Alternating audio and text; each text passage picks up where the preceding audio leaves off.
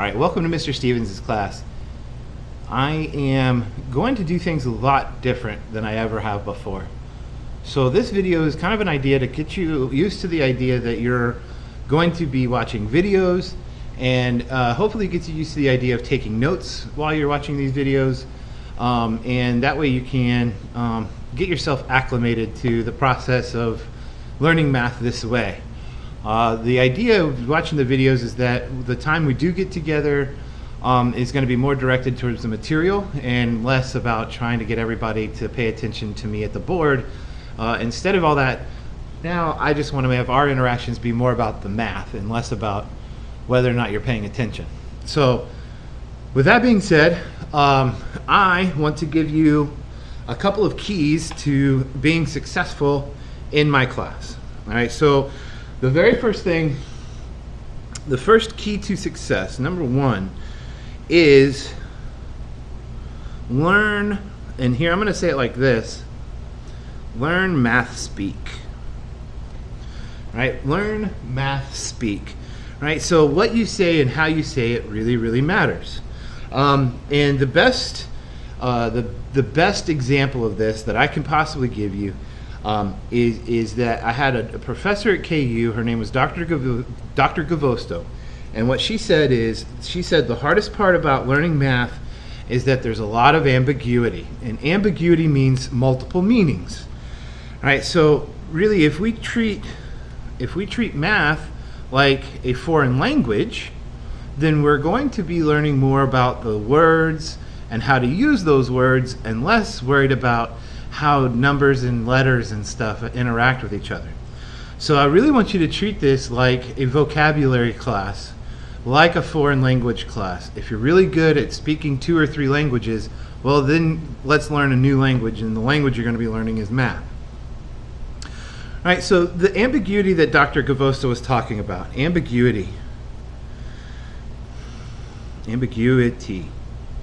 right? It means multiple meanings. Let's, for a second, I want to take a look at the word variable. All right, what does the word variable mean? Well, it represents something that varies or changes. A variable can also represent an unknown. So let's take Harmon for example, right? The size of our building is not changing. Do we know the size of the building? Do we know exactly how many square foot there are in this building? No, right? That is an unknown. So I could use a variable like x to represent the size of the building of J.C. Harmon. Now, that's one way that you could use a variable. You could also use a variable in the sense that it's changing. For example, if I let x represent the height of a teenager, well, x could be 5'8", 5'9", it depends on what teenager you're talking about. And are you going to stay the same height the rest of your life? Maybe, maybe not. You could possibly grow another 6 inches or 8 inches. So a variable in that context can change. So there's really more than one meaning to a word, which is why I want to emphasize, the very first thing I want to really emphasize is learning math speak. All right? Math is a language. Now the second thing I want to show you, right? The second thing I want to show you is the big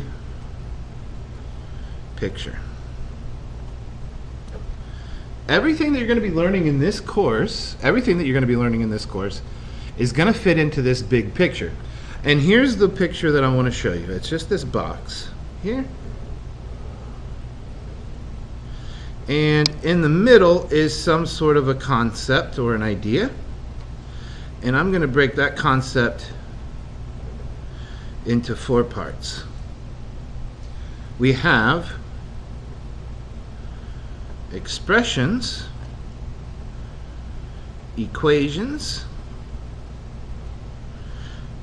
relations or relationships, and we have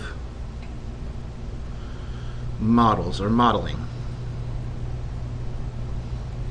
Okay? Now,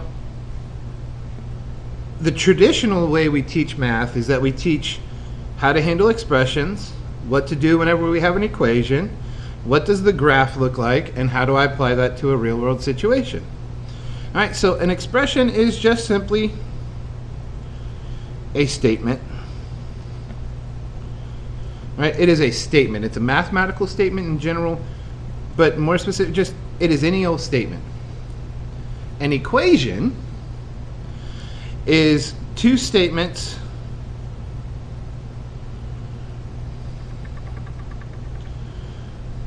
with an equal sign. All right? Whatever happens over here is equal to whatever's happening over here. And that's an equation. All right, so this statement is equal to this statement. Now, a relationship is how more than one, well, that's a terrible one, more than one variable interacts with each other. And here, the big idea is that we're going to be looking at graphs, and we're going to be graphing relationships. And finally, modeling. This is what teachers call the real world problems, or as we all disgustingly know them, word problems. All right? So that's the big picture. We're going to be looking at these 4 situations for different concepts. Okay? As you go through and you're learning different types of concepts, if you can build the big picture with each concept, then you're going to have a better chance of truly learning and understanding what you're trying to learn. All right, and the last thing, before we even get started, I want you to know the basics. Do you know what a number line is? If you know what a number line is, then you have a good jump start on this class. The other thing I want you to know are the operations. And I want you to think of the operations as forwards and backwards. So here we have addition. Over here we would have subtraction. If we have multiplication, then we also have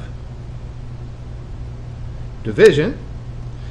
And finally, if you know exponents, their friend would be radicals. All right, so I really want you to have a really good grasp on a number line, addition, subtraction, multiplication, and division.